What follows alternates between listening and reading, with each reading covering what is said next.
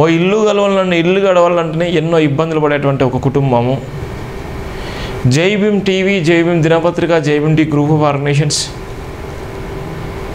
నడిపిస్తూనే అనేక మందికి భరోసానిస్తూ, అనేక మందికి మేమున్నామనేటువంటి ధైర్యాన్ని ఇస్తూ, ఒక పక్కన నిద్రాహారాలు లేకపోయినప్పటికీ కూడా 24/7 జై భీమ్ నినాదాన్ని మోస్తున్నాం.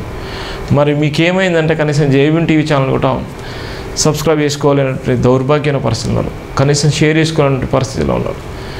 కనీసం మన గురించి మాట్లాడే గొంతుక ఉంది, మన ఆశయం గురించి మాట్లాడే గొంతుక ఉంది. జై భీమ్ నినాదం మన గురించి మాట్లాడుతుంది.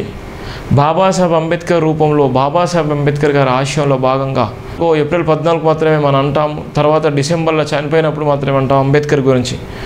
కానీ 24/7 జై భీమ్ నినాదాన్ని మోస్తూనే జై భీమ్ అంటూ ఇలా struggle for justice, power of people అనే నినాదంతో ఇలా మీ ముందుకు వచ్చి ఇలా తెలుగు రాష్ట్రాలతో కాదు భారతదేశ వ్యాప్తంగా, ప్రపంచవ్యాప్తంగా జై భీమ్ నినాదాన్ని మీకు వినిపిస్తున్నాను.